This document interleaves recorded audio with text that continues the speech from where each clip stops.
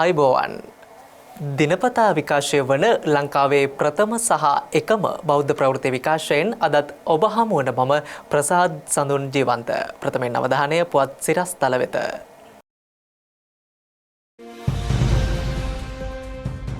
අතිපූජ්‍ය ඉත්තෑපානේ ධම්මාලංකාර මහනාහිමිපාණන් සහ අතිඋතුම් කාදිනල් හිමියෝ කාලීන විෂයන් පිළිබඳ ජනපති සමග අදහස් හුවමාරුවක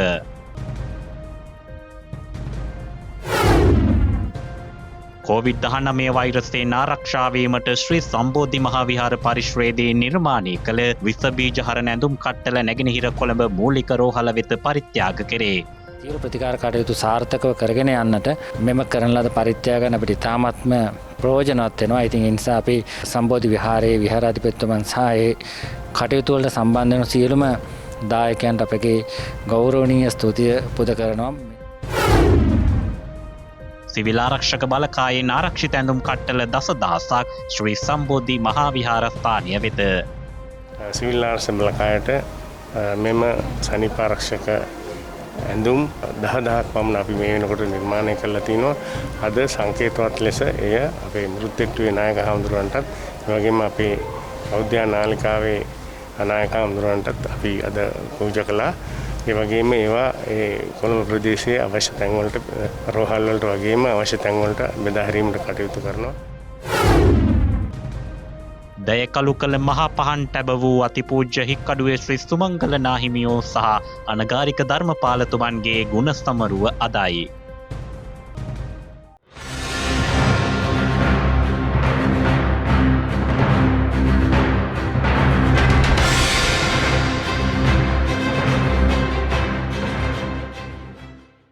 දයකලු කළ මහා පහන් ටැඹ වූ අතිපූජ්‍ය හික්කඩුවේ ශ්‍රී සුමංගල නාහිමිපාණන් වහන්සේගේ සහ සිරිදේව මිත්ත ධර්මපාල නාහිමි හෙවත් අනගාരിക ධර්මපාලතුමන්ගේ ගුණසමරුම අදට යෙදී තිබෙනවා. මේ ඒ පිළිබඳ සුසන්දේශ තබන සටහනක්. ශ්‍රී ලංකාව වරින් වර ආක්‍රමණය කළ විදේශිකයන්ගේ පාලන ක්‍රම නිසා මහත් ලෙසින් පරිහානියට පත්ව තිබුණු සිංහලකම යළි ඇති කරන්නට සිය ජීවිත කාලයම වෙන් කළ වීර සෙන්පති යුගලක් ලෙස අතිපූජ්‍ය හික්කඩුවේ ශ්‍රී සුමංගල නාහිමිපාණන් වහන්සේ සහ ශ්‍රීමත් අනගාരിക ධර්මපාලතුමන් හැඳින්විය හැක. කුඩා කල සිටම ධර්මපාලතුමන් හික්කඩුවේ ශ්‍රී සුමංගල නාහිමි සෙවණේ හැදී වැඩීම ධර්මපාලතුමන් හට ජාතියත් ආගමත් ආරක්ෂා කර ගැනීම සඳහා දැඩි සිතක් පහළ වීමේ ප්‍රධාන හේතු විය. සියවස් 3ක් විදේශීය පාලනයට හසුව ජාතික හැඟීම් පිරිහි සිරිත් පිරිත් අමතකව බොදු පිළිවෙත යටපත් වී තිබූ යුගයක ජාතික අභිමානය නැවත මුළුගන්වා නොමග ගිය ජනතාව යහමගට ගෙන්වා ජාතියේ ප්‍රෞಢත්වය නගා සිටුවීම වෙනුවෙන් අතිපූජ්‍ය හික්කඩුවේ ශ්‍රී සුමංගල නාහිමියෝ සහ සිරි දේවමිත්ත ධර්මපාල නාහිමියෝ වෙහෙස වී කටයුතු කළහ. උදාසීනව සිටි ජනතාව පණගන්වා ජීවයක් ලබා දුන් අතිපූජ්‍ය හික්කඩුවේ ශ්‍රී සුමංගල නාහිමියන් වර්ෂ 1911 සහ සිරි දේවමිත්ත ධර්මපාල නාහිමියන් වර්ෂ 1933 අප්‍රේල් මාස 29 වනදා එනම් අදවන් දිනක සිහල දැයෙන් සමුගත්හ. උන්වහන්සේලා පැතූ ස්වයංපෝෂිත දේශය අභිමානනීය සංස්කෘතිය යලි මේ දෙරණ තුල උපදීවා යන්න අප සැමගේ ඒකායන ප්‍රාර්ථනයයි.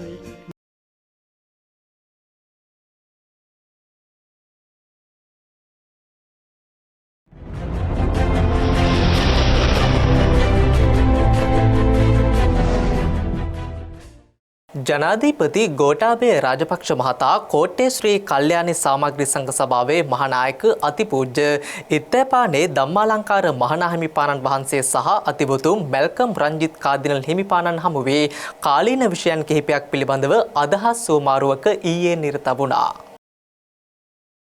COVID-19 වසංගතය පිළිබඳ වත්මන් තත්ත්වය විමසූ අතිපූජ්‍ය ඉත්තෑපානේ ධම්මාලංකාර මහනාහිමිපාණෝ සහ කාදිනල් හිමිපාණෝ වෛරසය පාලනය කරමින් ජනතාව සුරක්ෂිත කිරීමට ජනාධිපතිවරයා ගෙන යන වැඩපිළිවෙලට ප්‍රසාදය පළ කළා. වසංගතය ඉක්මනින් පාලනය කිරීමට හැකිවනු ඇතැයි ආගමික නායකයෝ දෙදෙනාම විශ්වාසය පළ කර අතර නොබෝ දිනකින් ඇදිරි නීතිය ලිහිල් කිරීමට හැකිවනු ඇතැයි ජනාධිපතිවරයා මෙහිදී පවසා සිටියා. එළඹෙන වෙසක් කුලෙල නිමිත්තෙන් නිවසේ සිට ආගමික වතාවත්හි නිරත වන්නේයි බෞද්ධ සැදැහැවතුනට දැනුම් දෙන බව මහනා හිමියෝ පැවසුවා. ඒ සඳහා ජනමාධ්‍ය උපයෝගී කර ගැනීමේ හැකියාව ජනාධිපතිවරයා පෙන්වා දුන්නා. ජනාධිපති ලේකම් පී.බී. ජයසුන්දර සහ ප්‍රධාන උපදේශක ලලිත් වීරතුංග යන මහත්වරුන්ද සාකච්ඡාවට එක් වුණා.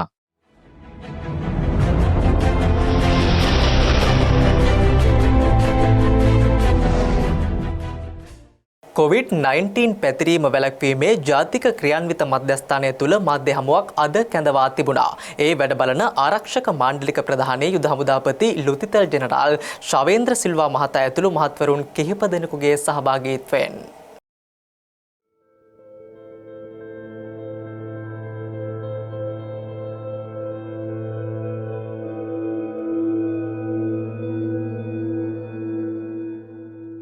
අද දින මේ දක්වා ආසාදිත ගලයින් COVID-19 ආසාදිතයින් තිදෙනෙක් හඳුනාගෙන තිබෙනවා. ඒ තිදෙනාම වැලිසර නාවික හමුදා කඳවුරේ අය. මේ අනුව මේ වන විට සම්පූර්ණයෙන් ශ්‍රී ලංකාවේ රෝගීන් 619ක් හඳුනාගෙන තියෙනවා. මේ අතරින් නිවසට පිටත් කර යවූ අය ඇරුණු විට 478ක් රෝහල්වල ප්‍රතිකාර ගන්නවා. ඒ වගේම මේන් සැලකිය යුතු ප්‍රමාණයක් රෝග ලක්ෂණ පෙන්눔 නොකරන එහෙත් විස බීජ ශරීරයේ පවතින උදවිය. ඒ වගේම මෙම සියලුම රෝගීන් උණ රෝහල අංගොඩ එහිත් ඒ වගේම වැලිකන්ද රෝහලේ කොළඹ නැගෙනහිර මූලික රෝහලෙහි ඉරණවෙල රෝහලෙහි ඒ වගේම කාත්තංකුඩි රෝහල මිනුවන්ගොඩ රෝහල නාවික හමුදා රෝහල වැලිසර මෙන්න මේ රෝහල්වල ප්‍රතිකාර ගන්නවා. ඒ වගේම අපි අද දින සිට හෝමාගම මූලික රෝහල COVID-19 ප්‍රතිකාර රෝහලක් විදියට අපි වෙනස් කරනවා. මේ දක්වා මේ ඇත්ත වශයෙන්ම COVID-19 සැක සහිත ආසාදිතයින්ගේ රෝහලක් බවට පත් වෙලායි තිබුණේ. මෙතෙන් පටන් එම රෝහල COVID-19 ආසාදිතයින්ගේ රෝහලක් බවට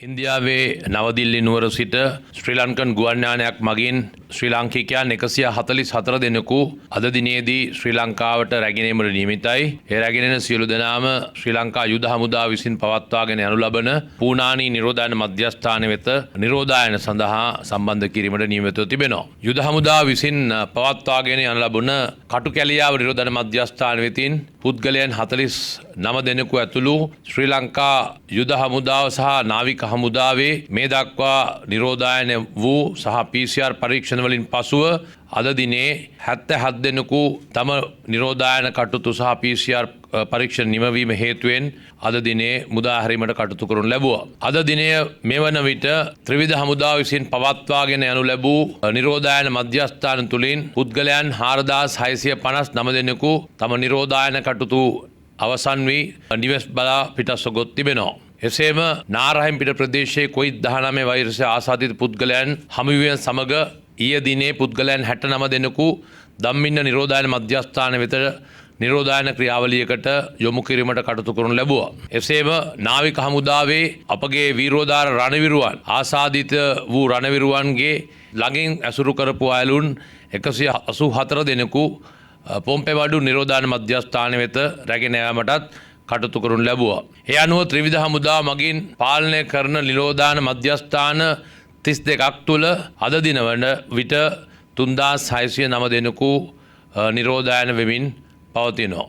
අද දිනේ අපගේ ශ්‍රී ලංකා නාවික හමුදාවේ වීරෝදාර රණවිරුවන් 30 දෙනෙකු ආසාදනය වී ඇති බැවින් මේ අනුව වැලිසර නාවික හමුදා කඳවුර තුළ අද දිනය වන විට COVID-19 වෛරසය ආසාදිත වී ඇති වීරෝදාර රණවිරුවන් සංඛ්‍යාව 147ක් සහ කඳවුරෙන් පිටත නිවාඩු මත සිටියේදී ආසාදෙන් ලක් වූ වීරෝදාර රණවිරුවන් සංඛ්‍යාව 79ක් ද ඇතුළුව අද දිනය වන විට ශ්‍රී ලංකා නාවික හමුදාවේ වීරෝදාර රණවිරුවන් 226 දෙනෙකු ආසාදෙන් ලක්ව තිබෙනවා.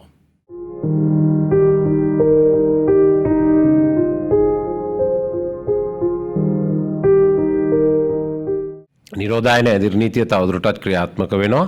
අද දින රාත්‍රී 8 සිට හෙට උදෑසන 5 දක්වා සියලුම ප්‍රදේශවල ක්‍රියාත්මක වෙනවා. ඒ වගේම බස්නාහිර පළාත් සහ පුත්තලම් දිස්ත්‍රික්කයේ දැනටමත් ක්‍රියාත්මක වෙනවා.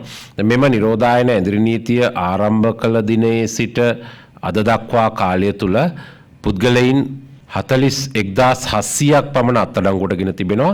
ඒ වගේම වාහන 10,700ක් පමණ පොලිස් භාරයට ගෙන තිබෙනවා. එමෙන්ම අද දින උදෑසන 6 සිට දහවල් 12 දක්වා කාලය තුල විශේෂයෙන්ම ලංකාවෙම ක්‍රියාත්මක වෙන්නේ නැහැ. බස්නාහිර පළාත් සහ පුත්තලම් දිස්ත්‍රික්කයෙන් පමණක් පුද්ගලයන් 92 දෙනෙක් අත්අඩංගුවට ගෙන තිබෙනවා. ඒ වගේම වාහන 22ක් පොලිස් භාරයට ගෙන තිබෙනවා. අද දින උදෑසන 6න් අවසන් වූ පැය 24ක කාලය තුල ශ්‍රී ලංකාවෙන්ම පුද්ගලයන් 554ක් සහ වාහන 159ක් පොලිස් භාරයට ගෙන තිබෙනවා.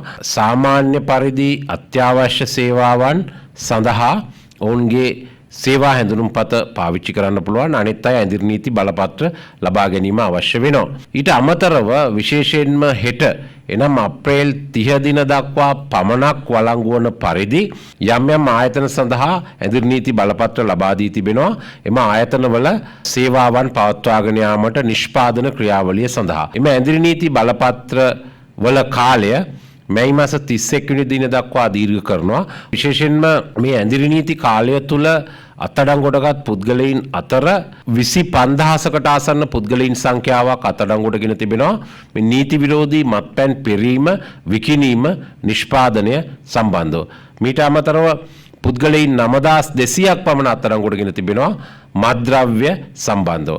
දැන් ඒ අනුව ඊටාම පැහැදිලිව පෙනෙන කාරණයක් තමයි මේ ඇඳිරි නීතිය පන උදා සිට මේ දක්වා කාලය තුල 41700ක් පුද්ගලයෝ අත්අඩංගුවට ගෙන තිබෙනවා. මේ අතරින් 35000කට ආසන්න ප්‍රමාණයක් නීති විරෝධී මත්පැන් මත්ද්‍රව්‍ය සම්බන්ධයෙන් කටයුතු කරපු පුද්ගලයන් වෙනවා. දැන් මේ සම්බන්ධයෙන් නිරන්තරයෙන් අපි තවදුරටත් ඒ පුද්ගලයෝ ගැන විමර්ශන සිදු කරනවා. ඇඳිරි නීතිය කඩකල පුද්ගලයින්ට අමතරව මෙවැනි ජාවාරම්වල ඒ වගේම මෙවැනි නීති විරෝධී ක්‍රියාවල යෙදී සිටින පුද්ගලයන් සම්බන්ධයෙන් අපි නිරන්තර සොයා බැලීම් සිදු කරනු ලබනවා. විශේෂයෙන්ම ඒ අය සම්බන්ධයෙන් ක්‍රියා කරනවා. ඒකම අපි අවධාරණය කරන්න ඕනේ. විශේෂයෙන්ම කොළඹ නගරේ මේ වතු ආශ්‍රිත ප්‍රදේශවල යම් ආකාරයකට පුද්ගලයන් නිරෝධායනයට ලක් කරන්න උනා. ඒ වගේම කොවිඩ් බවට සැක කරන රෝගීන් හමුණා. මේ පිළිබඳ විශ්ලේෂණය කිරීමේදී සෞඛ්‍ය බලධාරීන්ටත් ඒ වගේම බුද්ධ්‍යංශ වලටත් පෙනී ගොස් තිබෙන කාරණයක් තමයි මත්කුඩු සහ මත්ද්‍රව්‍ය වලට ඇබ්බැහි වෙච්ච පුද්ගලයන් මෙහි ප්‍රධාන කාරකීන් ලෙස ක්‍රියා කරන බව. ඒ නිසා විශේෂයෙන්ම අපි ඉල්ලා සිටිනවා කොළඹ නගරේ ඒ වගේම තදාසන්න ප්‍රදේශවල මහල් නිවාස සහ වතු නිවාස ආශ්‍රිතව ජීවත් වන සාමකාමී ඒ වගේම නීතිය ගරු කරන මේ වසංගතය දුරු කිරීමට සැබවින්ම කැප වෙලා ඉන්න ජනතාවගෙන් මේ සඳහා අපිට සහාය දෙන්න. විශේෂයෙන්ම මේ මත්කුඩු ලෝලීන් ඒ වගේම මත්ද්‍රව්‍ය ගැනීමට එහෙම නැත්නම් ගංජා වැනි මත්ද්‍රව්‍ය සඳහා ඇබ්බැහි සිටින පුද්ගලයන් පිළිබඳව අවධානයෙන් සිටින්න, ඒ පිළිබඳව අවශ්‍ය තොරතුරු ලබා දෙන්න. විශේෂයෙන්ම මේ අවස්ථාවේදී ඔබේ සහයෝගය බලාපොරොත්තු වෙනවා. දැන් වැලිකඩ පොලිස් වසමේ පෙරේදා දිනේදී කරපු විශේෂ වැටලීමකින් මෙවැනි මත්කුඩු වලට සම්බන්ධ ඒ වගේම මත්කුඩු පානය කරන බවට ඒවාට ඇබ්බැහි වූ පුද්ගලයන් 48 දෙනෙක් සොයාගනු ලැබුවා. එම පුද්ගලයන් ඊයේ සෞඛ්‍ය බලධාරීන් වෙත යොමු කිරීමෙන් අනතුරුව මේ වන විට ස්වයං නිරෝධායන ක්‍රියාවලින් සඳහා යොමු කර තිබෙනවා. ඉතින් ඒ නිසා විශේෂයෙන්ම මේ වතු ආශ්‍රිතව මහල් නිවාස ආශ්‍රිතව සිටින මත්කුඩු වලට ඇබ්බැහි වූ පුද්ගලයන් පිළිබඳව ඊටාම අවධානයකින් සිටින්න ඕනේ. ඔවුන් එවැනි ක්‍රියාවලින් මුදවා ගැනීමට උත්සාහ කරන්න ඕනේ. ඒ වගේම ඔවුන් තැනින් තැන ගැවසීම හැසිරීම වළක්වන්න ඒ ප්‍රදේශවල තියෙන ජනතාව උනන්දු වෙන්න ඕනේ. ඒ වගේම පොලිසියටත් ඒ සඳහා තොරතුරු ලබා දෙන ලෙස ඉල්ලා සිටිනවා.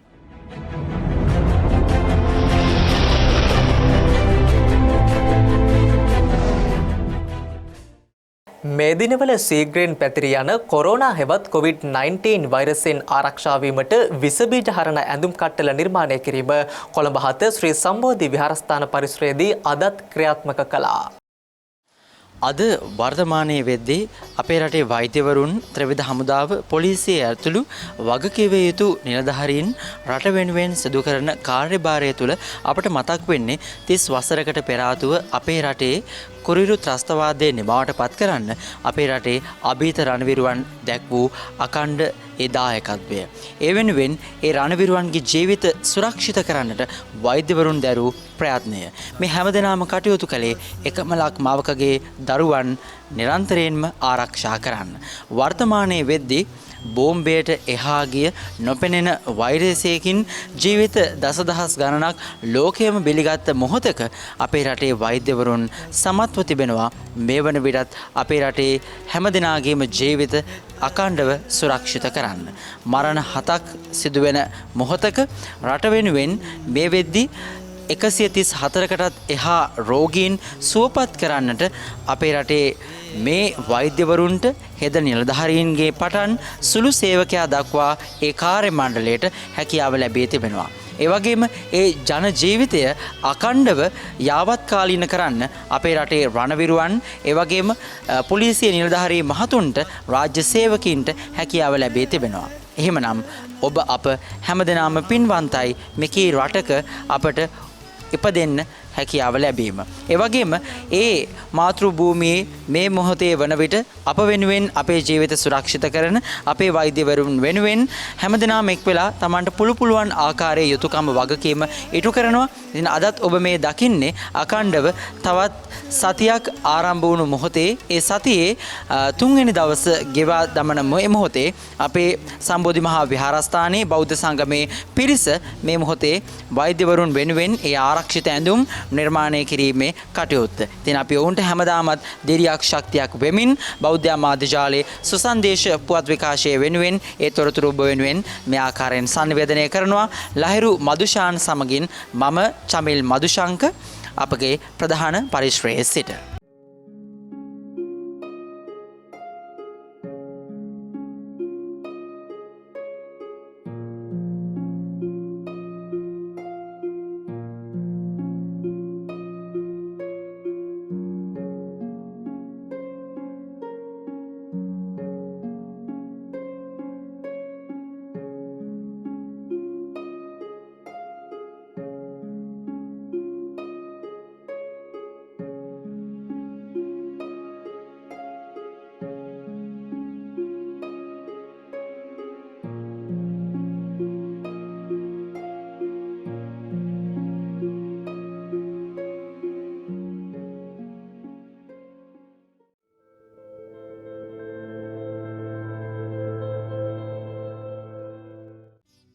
නැගෙනහිර කොළඹ මූලික රෝහල වෙත විස බීජ හරණ ඇඳුම් කට්ටල සහ විස බීජ හරණය කරන ද්‍රව්‍ය ස්ීමේ යන්ත්‍රය ඊයේ පරිත්‍යාග කළා.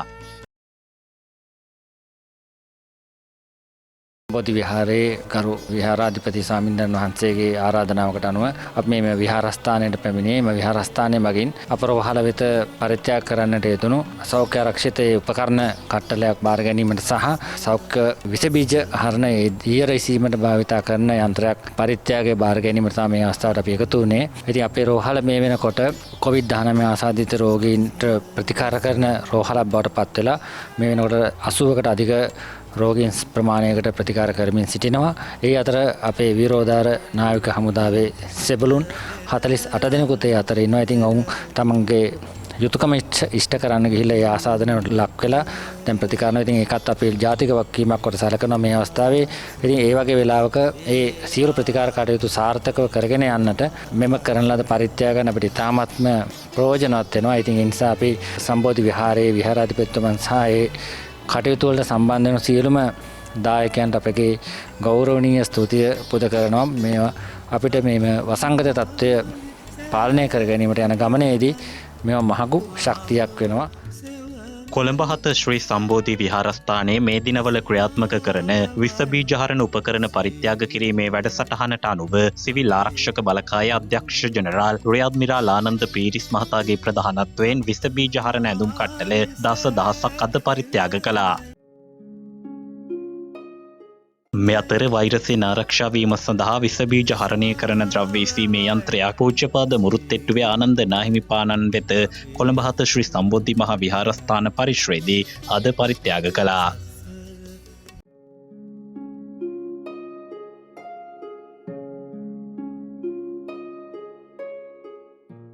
වාසනා වාහන ව්‍යාපාරයේ ආසිරි මරංචිගේ මහත්මයාගෙත් ඒ වගේම බෞද්ධ නාලිකාවේ අපේ නායක හාමුදුරන්ගෙත් ආරාධනය පිට සිවිල් ආරක්ෂක බලකායට මෙම සනීපාරක්ෂක ඇඳුම් 10,000ක් පමණ අපි මේ වෙනකොට නිර්මාණය කරලා තිනවා.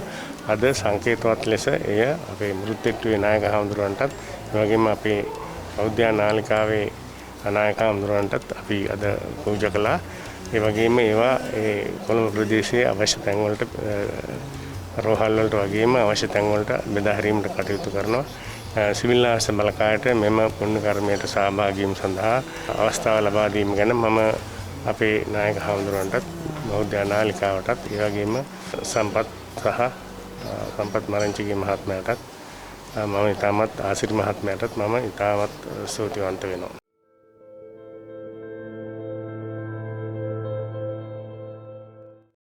ඒත් සමගින් අදට නියමිත සුසන්දේශ ප්‍රවෘත්ති විකාශයේ නිමාවට පත්වෙනවා. YouTube සහ සුසන්දේශයේ Facebook පිටු ඔස්සේ දිනපතා විකාශය වන ලංකාවේ ප්‍රථම සහ එකම බෞද්ධ ප්‍රවෘත්ති විකාශයත් සමගින් ඔබට දිනපතා එක්විය හැකි. ඔබ සැමට සුබ රාත්‍රියක්. සම්මා සම්බුදු සරණයි.